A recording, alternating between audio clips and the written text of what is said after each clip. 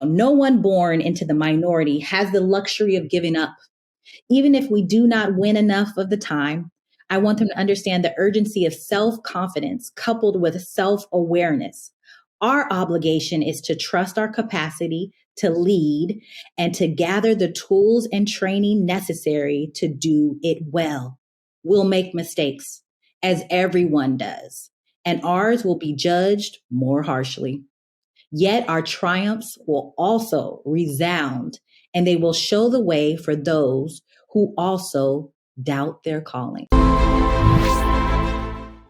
Greetings, everyone, and welcome to When the Moment Chooses You. I am Coach Charlene, your host, and I am excited today, actually really honored and excited to have Kim Scott with me today. And so we're going to unpack some really juicy content. So welcome to the show, Kim. Thank you for having me, Charlene. I'm so excited to be here with you today. Yes, I have to tell you how I met Kim. I actually saw her on a virtual conference. It was when we were recognizing Florence Stroud, which honestly, I did not even know her history. So the whole program was really profound and I learned so much. And I was really drawn toward Kim because she just articulated so well her story and she was just navigating. She got that magic sauce. So I was like, let me reach out to her and see what she's doing in this world. And so that's kind of why I reached out to you, Kim, because you seem really dynamic and I'm so glad that I did.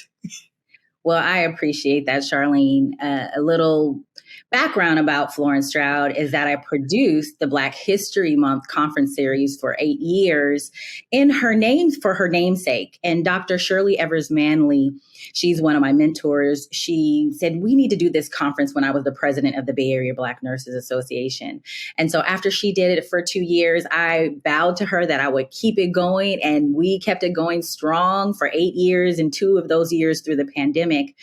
And I do work for Kaiser Permanente, 26 years strong. And with that, I always wanted to do a partnership. And so it all just kind of happened. And so Dr. Erica Hooper actually now facilitates it through Kaiser. And so it's been a wonderful opportunity to marry the two because that's an organization I've been with since high school as a volunteer and have been able to grow, in the nursing profession at that one organization, but also combine the professional nursing organizations that I'm a part of that they just go together, right? And so I'm so elated. So that opportunity was really kind of a dream that I had of combining the two areas that I've been very intimately, personally involved in for many years. Yeah, it was really amazing. So, Kim, why don't you tell us about yourself a little bit before we jump in? I'm going to definitely put your bio in the description, but tell us a little bit about yourself. Who is Kim? So Kim is a Bay Area native. I was born in San Jose, raised in Oakland and in Milpitas. And then I finished high school in Corvallis, Oregon. So I've been around. I am a first generation college graduate. I am the baby girl of my family. I have 6 siblings and I just have a love and a passion for people. I'm a nurse leader out of 25 years of being a nurse. Most of that has been either as a nurse leader or as a consultant in risk and quality, and just being an advocate for nursing, all things nursing. I believe that our profession is the best profession, really. There is not one thing I don't think that you could not combine nursing with and do well. But the prerequisite and the requirement for this job, for this passion, for this gift is really that you can care for a stranger as if they were your family. And in the 8th grade, there wasn't one thing that happened, but 8th grade, I knew I wanted to be a nurse and stuck to it. I really did. And it's been self-motivated because I come from a family of blue collar workers. I didn't see someone who looked like a nurse or a doctor in my family or in my community growing up. I just knew that I wanted to be a nurse. So it's the perfect fit that I've been able to try out different things and find out what my niche is. Clinically, the ER was my niche. I'm like a I am a person that is a multitasker and have little attention issues. And so I could do a lot of different things. So the ER was my niche. And then I went into leadership. And so that does offer quite a bit of opportunity and creativity and bringing teams together, which I love to do. And of course, to help to develop my team to provide the best care possible. So I am a mother of my daughter, Sydney, who's 13. That's one of the most challenging and rewarding positions and roles that I play. But pretty much I'm Nurse Kim, and everything about me is around developing others, providing for the community. I see myself as a kind of Harriet Tubman. I believe I was asked, like, if there was someone that you would say you're like, I would say a Harriet Tubman, in the sense of I take the skill, the knowledge I have, and bring it to my community and break it down in a way that they can understand and apply it. So I have created conferences, I've created forums, workshops that really provide that, not only to other nursing professionals, nursing students, but also to my community. In the faith-based community, I see that as my role. Well, Kim, that's such a powerful identification of who you are. One thing I can say, you know who you are. And it is pretty amazing to hear people when they're so empowering and inspiring, and you know your why and really the reason that you're here on this earth. Now, that brings me to really the context of why I did When the Moment Chooses You, this podcast. It was kind of like a heart project, honestly. During 2020, when the murder of George Floyd happened, I just got like really distressed, like many of us. And I kind of took that into prayer. And then I heard these words, what you do in this moment will determine your destiny and dictate your future. And so I knew that I was going to have to move from kind of this anguish and this anger to action. And so I start speaking up like I've never spoke up before. Like I've been working for a long time, and I never found my voice and really were comfortable enough to express some of the things that I was seeing. So I just became so vocal and start just really having these really courageous cultural conversations and calling things out that were inappropriate. So I'm really excited, and I'm really interested to see, because it sounds like there's some moments that really chose you. So I would love for you to unpack maybe a couple of stories about you being chosen and things that you're working on. Absolutely. Just what you said resonates with me so much. In May, I'll be 50, and I've been a nurse for 25 years, going on 26 years. And it is just that moment when you arrive in life experience and confidence and being courageous enough where you say, you know what do I have to lose? And it takes quite some time to get there. When I reflect on my daughter's generation, the Gen Zers, I think that is a part of like their makeup, is that they advocate for themselves and they speak up, right? And as a Gen Xer, and where I feel like I identify with being like a baby boomer as far as my work ethic. So, coming from a generation close, like to my mother, I feel like my work ethic is there. And so we have that loyalty to our organization. We put work before everything else, and we do it to a fault, and now as we learn more about self-care and we learn more about balance, and really importance of taking care of yourself, because as caregivers, you talked about what's your why or your purpose. I learned that my gift and my purpose is to help. I have the gift of helps. And so that's in me so deep that sometimes I have to be pulled out of it. And sometimes by my daughter that says, Mom, just go to bed, go lay down. She'll put me to bed. And will really call me on that. So as you said, it's like, wow, you have these moments, and even out of the mouth of babes, they speak so much truth, right? And so much purity where you can't even argue with it. You can't deny it. So like you, Charlene, I'm at a point, I'd say professionally, where I feel confident enough to advocate for myself, to the point where, like, what do I have to lose? Because a lot of times what stops us is fear. that FEAR, that Yes. stops us in our tracks. Even though we know in our heart that it's the right thing to do to speak up, that fear stops us. So now this moment is now for me in the sense of I'm going to stop just saying, okay, I'm this strong Black woman and I can take it on and I can keep taking it on. But no, I deserve more than that. You deserve more than that. We Yes. deserve than that, to really call a spade, right? To really speak up. That's And as right. our previous conversations, you talked about being a disruptor. And yeah, we have to be a disruptor and take that first step sometimes because we know there's so many more that wish they could or had the courage and they're not there yet. Absolutely. I think of another Absolutely. sorry, I think of another moment when I was an ER nurse and my role as speaking up for my community or for being an advocate or being that person that someone feels safe. I can recall a older African American gentleman who came into the ER. He was a little disheveled. He had passed out. And as I started to talk to him, as I knew, we're probably going to work him up and everything before the doctor came in, I said, what is your home life like? And he said, it's just my wife and kids. And now this gentleman is like in his early 80s. And I said, okay, your kids, your grown kids? He said, nope. He said, I have younger kids. And I said, like, how old? He's like 10 and 11. I was like, wow, Wow. really? Yes. And I was like, how old is your wife? And she's like, he's like in her 40s. And I was like, oh, wow. Whoa. And he said, but I do a lot of helping out. She has mochi sclerosis. And I thought for a moment, I said, mochi sclerosis.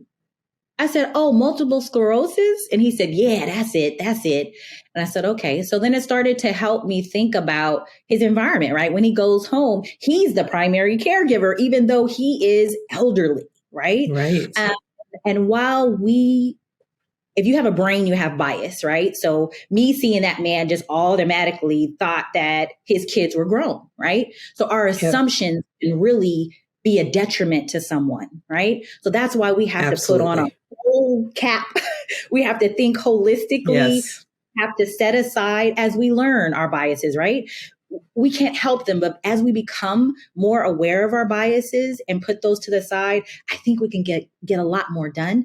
And as caregivers, we can give and provide the best care because we come with, let me listen to you, as my colleague said, with my eyes, with my mind, with my ears, and with my heart to really understand what's really going on here. So when the doctor came in, young white woman, she saw him, and then I went to like consult with her, like, okay, we're going to do the labs. We're going to give him some IV fluids. And she said, yeah, and she wrote in her note, mochi sclerosis. And I said, yeah, multiple sclerosis. She's like, oh, I had no idea. I would have never known what that was. That was a moment that said, I need to be here for these people. I need to be here for my community and to translate in a sense, we're all speaking English, but she didn't have a frame of reference, right? She didn't get it because I know that we speak in different ways, right? And it's all English, but it's a different way. And if you're not exposed to that, you don't get it. You don't get it. Yeah. I was thinking about, you said so many key things in here, and it just really flashed me back to patient care because we are somewhat of the interpreters. I know I found myself being kind of like this translator as well when, like, for instance, a young Black dad would come in and he's behaving a certain way. And before people began to start making assumptions, I just moved in and I start saying different things. And it just really opened perspective. So you're in I think your role and our role is so strategic and so powerful that we really can transform ourselves and the systems that we're a part of. And you know what, Kim, I was looking and I saw the diaries of the Black resilient nurse, I believe, the chronicles of that. The resilient Black nurse. Yes, please, can you tell us a little bit about that? I was so inspired. Absolutely. So I have to give credit where credit is due, and that is to Mrs. Sabrina Hickman. She is the mastermind of the Diaries of a Resilient Black Nurse, which is an anthology of 10 nurses telling their stories of their personal and professional challenges and how we've overcome that. And we want to highlight the resilience. We have had some journeys. We have had some hard times, but we've overcome. And it's not like a one thing, like it's not a one and done. We're constantly being resilient through the experiences that we have, right? And so I have been wanting to write a book, do something. I've had some articles, but not like the formal article. I've been interviewed and involved in a lot of different things, but I wanted my work, right? A piece of work. So a mutual friend connected us, and she's in Wilmington, North Carolina. And so a friend connected us and we hit it off. And she was like, I'm looking for nurses to tell their story. And I was like, this is a perfect opportunity to just get started, right? To do the power of do in action. And so she says, I just want you to write a chapter and write about whatever, your challenges or whatever you want. And that was hard because I had like 5 to 7 pages is what I had. And it was a difficult time when I did this, but it gave me the opportunity to tell my story. And in my chapter, and you all should go and get it. If you will share my contact information, where I'll send you a personalized autographed copy. It is on Amazon. And it is available, but I would love for you to get it from me. So I talk about multiple things in my chapter. I talk about having a childhood adverse ACE.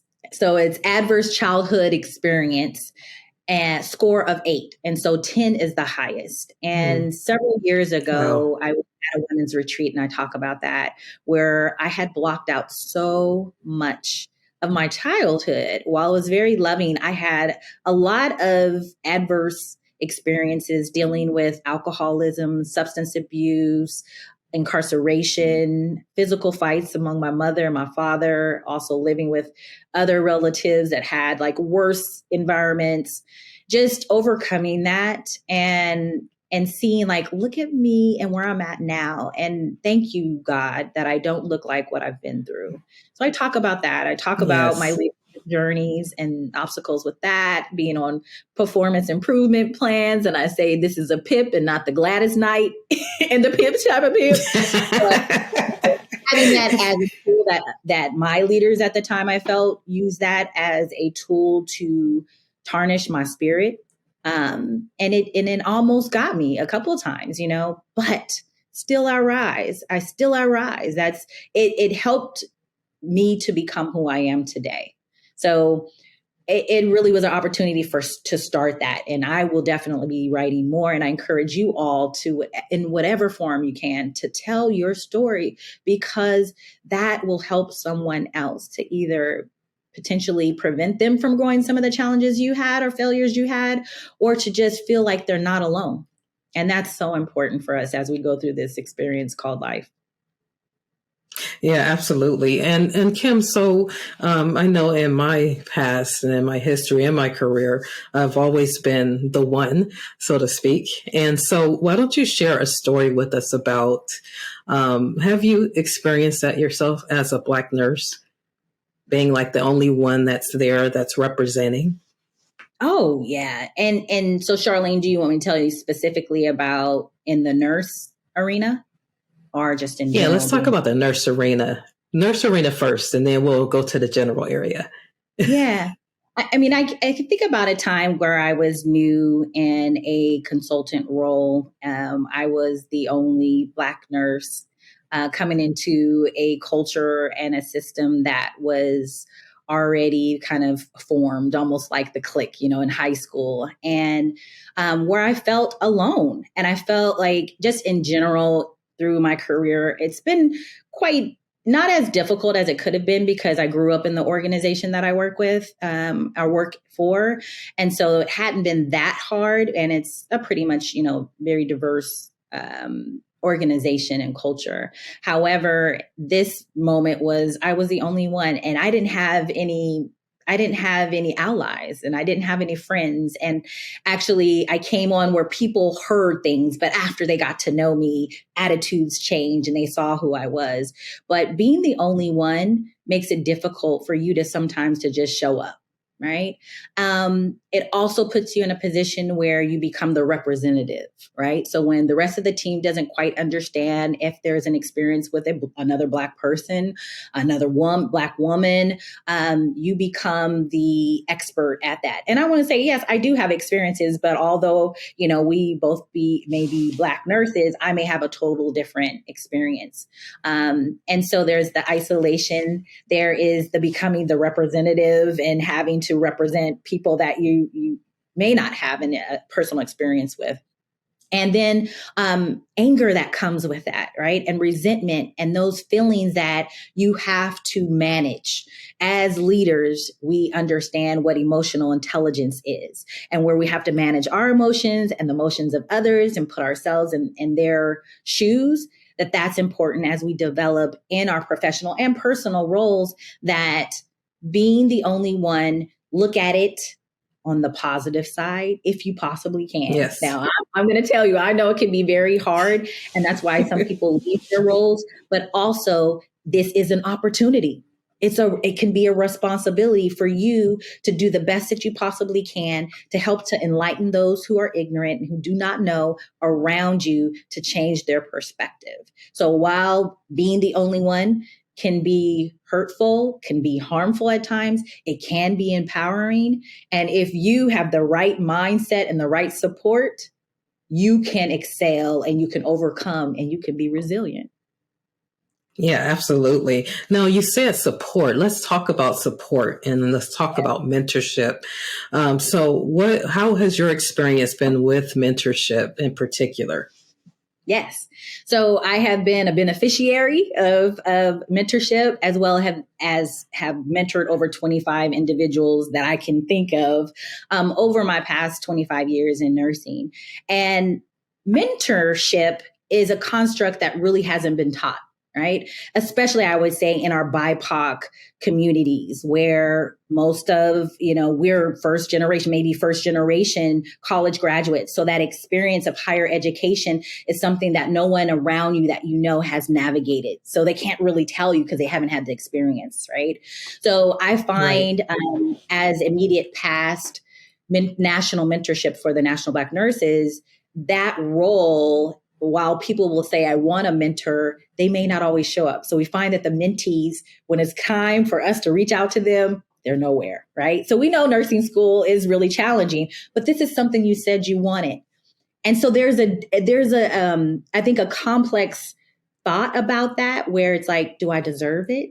Are they really going to mentor me? Like, are they really going to say they're going to do what they say they're going to do? I think that's an aspect as I learn more about this mentor-mentee relationship, which we call a dyad, is that we need to, one, understand and define what mentorship is, right? It is a lot of different things, but it's basically when someone that is more experienced helps the less experienced person, either in the area that you are in life experience, to help to guide them through that journey, through that goal, defining that goal. And it's based on the need of the mentee. And so while sometimes the mentee does not know what they need, so we can also help them to identify that by using our mentorship experiences. And this is ongoing, everyone. Like, every experience that I have, I learn. And the key thing about mentorship that I learned is trust is the cornerstone of it all. Because if your mentee does not trust you as a mentor, they will not fully disclose what they need. They will feel like they have to put on a disguise and be someone that they're not. And so that trust is so key. And that is why, as mentors, if you mentor, that has to be that conversation you have with them about how can we build on trust? How can I? And that comes through action from the mentor to say, I'm here for you. So that's consistency with following up with them, doing what we said we're going to do, and really, truly support them in the way that the mentee says will help them. So it's really about listening. It's about understanding and trusting and providing a trusting and a safe environment so that relationship can really be as productive and fruitful as we intend it to be. at the same time, understanding that mentee may be in their heads a lot, as we do, about, I don't really deserve this. Yeah. Really, do they really mean what they say they mean? You know, even if you're demonstrating it as a mentor. So it could be a complex relationship and a situation, but it's a constant learning piece, right?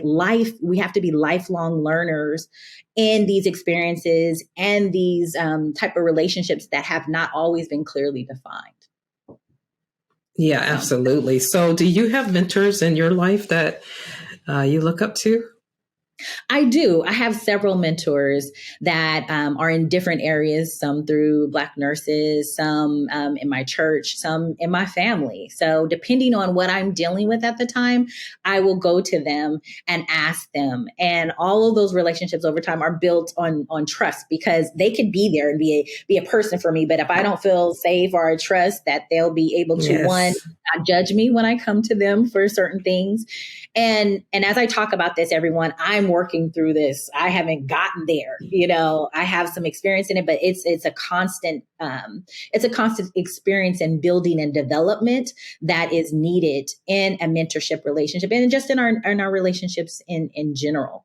But yes, I do have several mentors, in which I'm working with one on as far as like developing revamping my resume and revamping cover letters and stuff that I'm working with actively right now, as I'm like in a different phase in my life right now.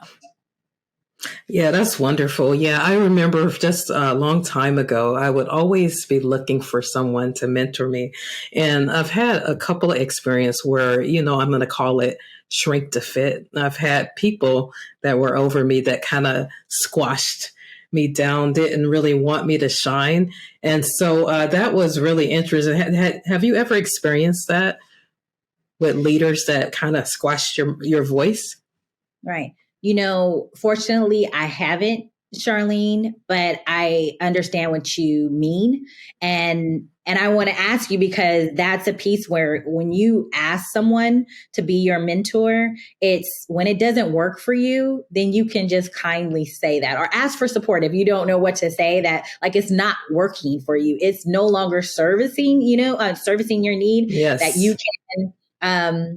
That you can dismiss or separate, from that relationship. Yes. If it is not. That's exactly what I did. Yeah. I pulled out of the relationship because I need to be empowered and not shrunk down to nothing. So yeah, I totally agree with you. Man, you are so full of wisdom. I always ask my guests, Kim, if they could give us 3 pearls of wisdom from Kim. I'm going to leave it open for you. But what's Kim's top 3? Okay. So I would say that the top one for me is have your foundation. And so for me, that is my faith.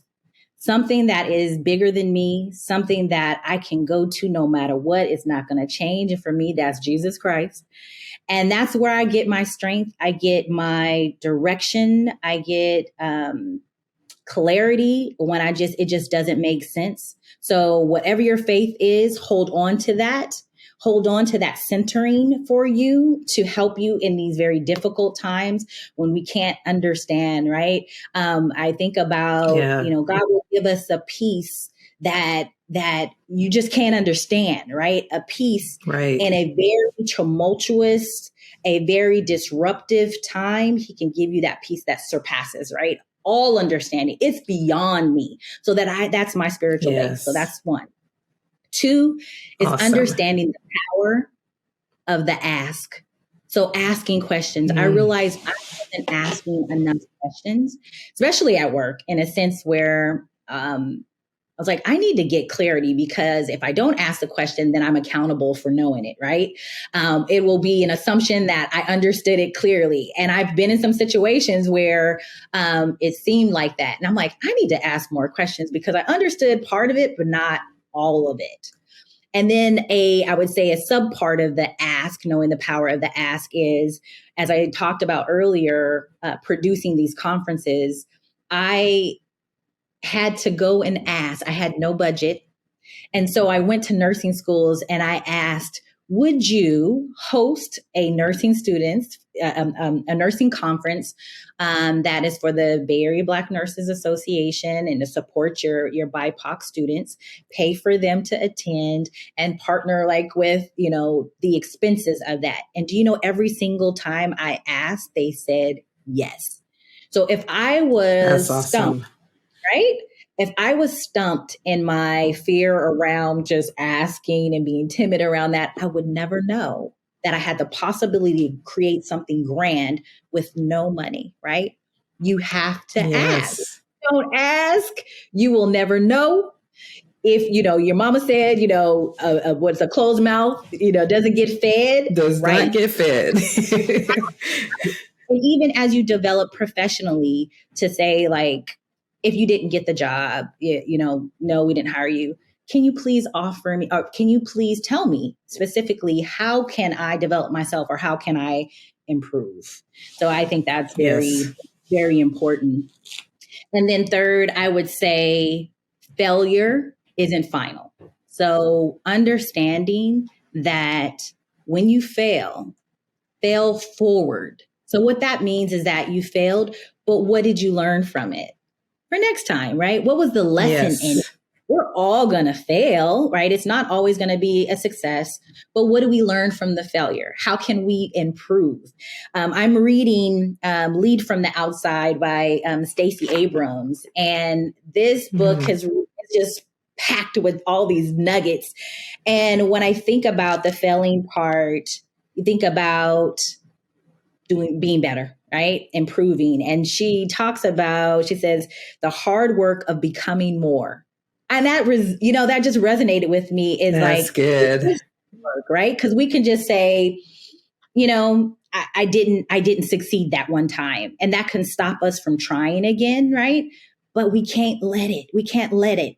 And then just to add to that, in her book, she says, no one born into the minority has the luxury of giving up.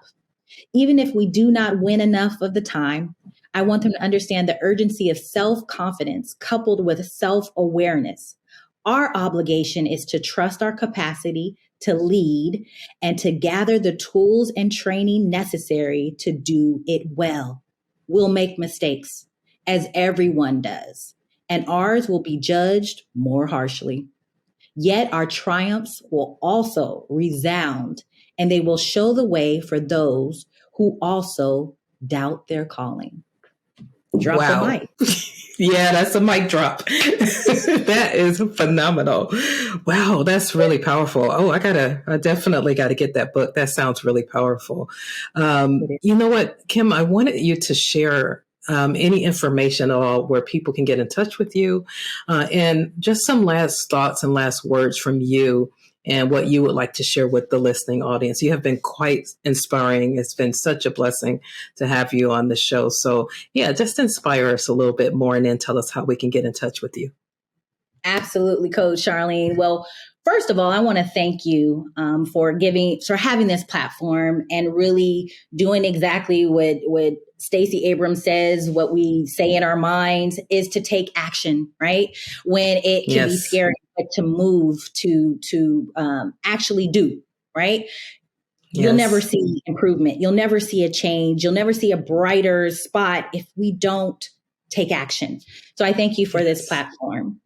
As I go through this journey, I think about my story and how important it is for me to share. As I shared with you earlier, I'm a first generation college graduate and have been moving through this professional nurse development thing and been led by my heart. So I hearken all you to really go inward and think about what it is that makes you happy and brings you joy. And it is intimidating at times when we can't articulate it or we don't know what it looks like. But when you know there's that gnawing at you, that inner voice that tells you it's got to be better, the power, what it says, the hard work of becoming more, that's where I'm at right now. And so if that's you, think about what that is. It doesn't have to happen tomorrow, but think about what that is so that you can really truly live in a place of happiness. And usually like what stops us, and me included, is like the money, right? Or that stability or that Right. security you have. I truly believe that when you really function out of what brings you joy, that's going to create room for you. And that's going to really inspire those around you. It's contagious, right? So that inspiration, that strength, that courage is contagious and is going to motivate someone else. And so when I think about a phrase, and my bishop, his name is Bishop Keith L. Clark, he has a saying that I'm like, it is just so right on time. And it is this, it's you are alive. And so I'm adding to this, you are alive. You woke up today. That was not a gift someone else got. 2, Yes. important. You are significant. You are significant to those around you, people who count on you, the purpose that you have in life to live that. You're important. And then last, you're changing. Every day you're changing. We learn. So don't be so hard on yourself. Yes. You get another opportunity, but just think about it. Is it just this moment? We'll have other opportunities to get it right because we're changing and we're learning. And that's what the life experience is. Don't get stuck in the failure, fail forward. So you're alive, you're important, and you're changing. So if you'd like to get in touch with yeah. So if you'd like to get in touch That's with so me. powerful. It's like simple, but it's like, yeah, exactly. Yeah. So if you'd like to get in touch Look, with that me. made me want to stand up in the mirror and start declaring it right now. That's right. Talk about that posture, look in the mirror, put Yes. your hands on your hips, and yes, speak it into yourself. You are beautiful. Yes, you are. You're enough. Absolutely. Yes. So, yeah. So hopefully that inspired you all to move, to take action, to put in that hard work to be more. Wow, And that is pretty amazing. I tell you that. How do people get in touch with you? What's next for Kim? I just want to know. Absolutely. So on Facebook, you can find me, Kimberly Scott. On Instagram, it's Kim_J_Scott. And the same for LinkedIn, Kim, KIM_J_Scott. And then my email is kim@kimjscott.com. Kim@kimjscott.com. So please get your book, The Diaries of a Resilient Black Nurse. Get one for yourself, or you can even share it. It's a book for anyone. If you are a student, this is going to definitely help you. If you're a nurse, it's definitely going to help you, because there are spaces that we need to talk about what's going on with us, to hear other stories, and also how to get tools and information to advocate for yourself.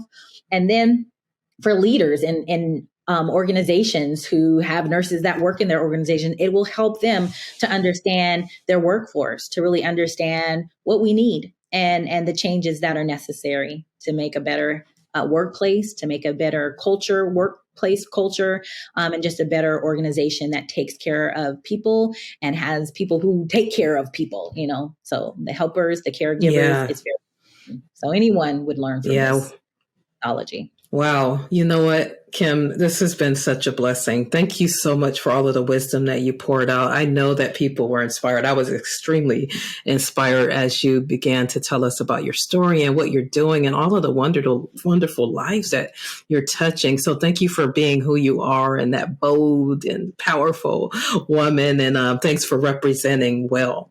And so thank you for being on the show. We're definitely going to have you back. Thank you for having me, Coach Charlene, and I wish you all the best in your power to capture the moment and share the moments of those that are really doing some great things in our arena. So I wish you all the best. God bless you.